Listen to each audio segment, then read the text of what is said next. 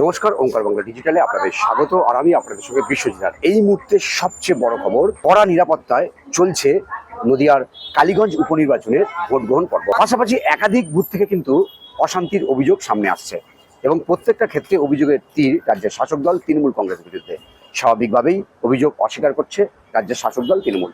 তাদের দাবি যে বিরোধীদের পায়ের তলায় মাটি নেই, তাই মিথ্যে অভিযোগ করছে। হার জেনে তাই তারা অশান্তির অভিযোগ সামনে আনছে। ঠিক 8:45 নাগাদ ভোট দিয়েছেন তৃণমূলের প্রার্থী আলিফা আহমেদ এবং বিজেপি প্রার্থী আশিস ঘোষ। ভোট দিয়ে সাংবাদিকদের মুখোমুখি হয়ে আলিফা আহমেদ জানিয়েছেন যে জয় তাদের নিশ্চিত, ব্যবধানের বিষয়ে তারা ভাবছে। অন্যদিকে বিজেপি প্রার্থী আশিস ঘোষের দাবি যে গত নির্বাচনে তারা দ্বিতীয় হয়েছিল, এবারে তাদের জয় একেবারে নিশ্চিত, কালীগঞ্জে পদ্ম ফুটছে। পাশাপাশি আপনাদের জানিয়ে রাখি যে 11টা পর্যন্ত ভোট পড়েছে প্রায় 11%।